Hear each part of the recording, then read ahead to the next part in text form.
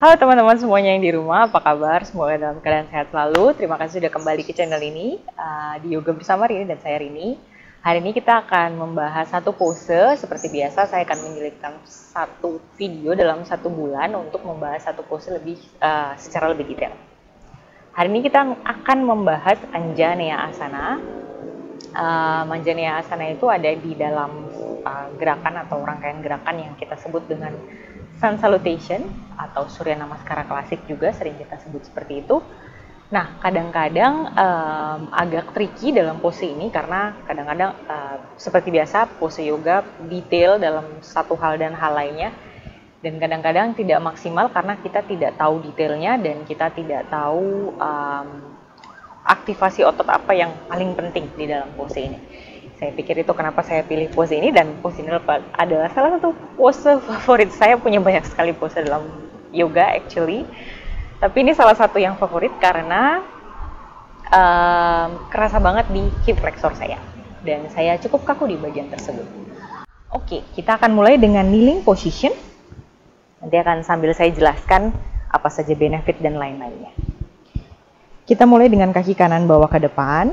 Nanti tentu saja teman-teman bisa mengulangnya dengan detailkan sendiri di sisi sebelahnya atau kaki kirinya. Dari sini kita mulai dengan kaki yang kanan di depan, pergelangan kaki dengan lututnya harus sejajar.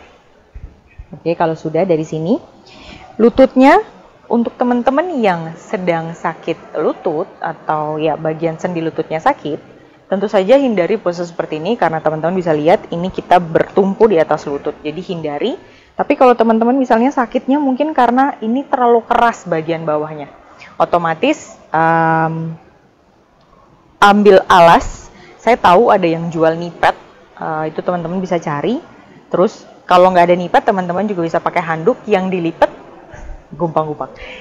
pakai handuk yang dilipat, kemudian taruh di bawah lutut dan di alas, di atas matras. Oke, kira-kira seperti itu. Kita mulai di detail posenya. Kakinya sejajarkan pergelangan kaki dengan lutut yang ada di depan. Jadi coba sejajarkan.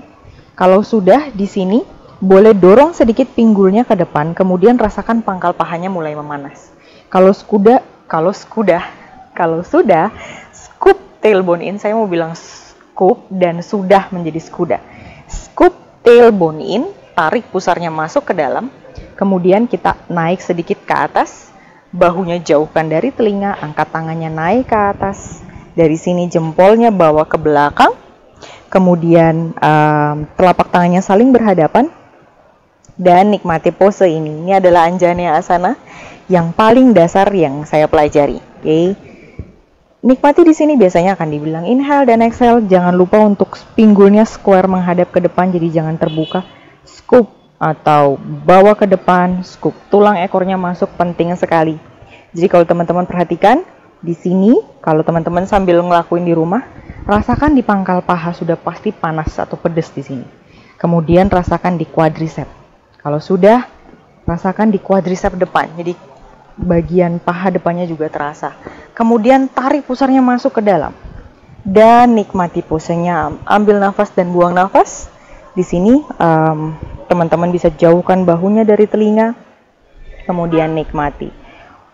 Kalau teman-teman di sini misalnya sudah sering yoga, sudah sering latihan, kemudian sudah nggak terasa lagi, kita bisa bawa sedikit lebih dalam pose ini dengan cara saya majukan sedikit kaki saya ke depan, kemudian saya dorong pinggulnya semakin ke bawah.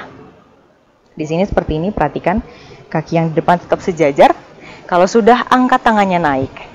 Lalu option yang selanjutnya untuk lebih dalam lagi, kita mendapatkan efek lainnya adalah membuka dadanya. Jadi kita stretch bagian tubuh depannya dengan cara, bayangkan ada yang menarik tangannya ke belakang, tapi dengan saat yang bersamaan, teman-teman boleh scoop tailbone in, jangan lepaskan perutnya, rasakan nikmat di pangkal pahanya, dan sedikit terbuka di bagian dada di sini. Jauhkan bahu dari telinga, nikmati. Option yang terakhir adalah boleh taruh punggung kakinya, stabilnya lebih sulit biasanya.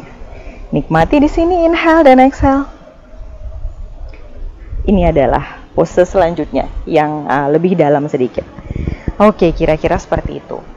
Biasanya yang terjadi di kelas adalah teman-teman mungkin akan melakukan ini, jadi lututnya lebih maju, atau teman-teman di rumah yang lagi latihan lututnya akan lebih maju. Perhatikan saja bahwa sejajarkan pergelangan kaki dengan lutut. Biasanya kita tuh ngomong, tapi orang tuh belum tentu ngeh, karena mungkin nggak terbiasa, bukan berarti sebab lain ya. Biasanya karena nggak terbiasa aja sehingga kita nggak ngeh, oh yang dimaksud dengan pergelangan kaki dan lutut sejajar tuh itu.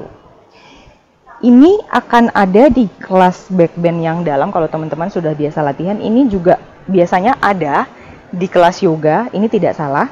Biasanya kalau lebih deep mau bawa tubuhnya ke belakang, biasanya akan dilakukan seperti itu. Yang kesalahan selanjutnya, atau bukan kesalahan sih, misalignment lainnya adalah kakinya di depan dan pergelangan kakinya di belakang. Jadi ini teman-teman boleh perhatikan juga. Jadi kalau misalnya pergelangan kaki dan lutut sejajar, otomatis ini akan lebih kokoh. Membantu tubuh kita untuk lebih seimbang. Oke, jadi itu yang teman-teman harus perhatikan. Yang kedua adalah ketika teman-teman membawa pinggulnya ke depan, jangan dekatkan perutnya dengan pahanya, tapi jauhkan. Jadi harus scoop tailbone in. Jadi jangan berpikir untuk semakin ke bawah semakin baik, tidak, tapi turun ke bawah, tapi dengan saat yang bersamaan kita tetap bisa menjaga panggulnya atau pinggul kita untuk menghadap lurus ke atas sehingga tubuh kita tetap lurus. Kira-kira seperti itu. Bagian-bagian yang biasanya teman-teman misalignment kalau sedang latihan, yang saya perhatikan juga dan saya pernah lakukan juga waktu saya masih latihan, belum terlalu detail seperti ini. Itu juga kesalahan yang pernah saya lakukan, jadi saya mengingatkan teman-teman untuk seperti inilah detailnya. Oke, kira-kira seperti itu.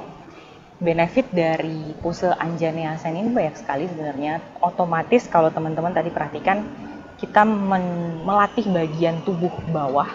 Jadi dari pinggul ke bawah, kaki, pergelangan kaki, lutut, paha, itu kan kita latih. Di bagian tubuh bawahnya kita latih. Kemudian kalau teman-teman lebih detail lagi, naik ke atas, kita lurus badannya ke atas, otomatis tulang belakang kita lurus, sehingga pasti enak di bagian punggung kita. Kemudian kalau teman-teman perhatikan lagi, ketika kita mengangkat tangannya ke atas, otomatis bahu kita juga kita latih, kita stretch. Dan sebenarnya hampir semua tubuh itu dilatih dalam pose ini. Kira-kira seperti itu. Itu untuk latihannya. Kemudian benefit lainnya adalah yang saya tahu ini bisa untuk teman-teman yang punya lower back pain, bisa juga melatih Anjaneyasana, pose-pose seperti ini sambil menikmati nafas. Tentu saja jangan dilakukan ketika lagi kumat lower back pain-nya, tapi lakukan pada saat memang kita bisa latihan. Kemudian yang lainnya adalah apapun pose atau sifat dari gerakan yoga yang men-stretch bagian panggul itu berguna untuk reproduksi kita. Kira-kira seperti itu. Semoga teman-teman bisa belajar dari penjelasan hari ini. Untuk teman-teman lainnya yang mungkin punya pendapat lain atau guru-guru di luar sana yang mungkin pas kebetulan lagi nonton, bisa kasih komentar misalnya mau ditambahkan, boleh banget, silahkan tinggalkan di kolom komentar. Dan semoga teman-teman suka. Terima kasih. Namaste.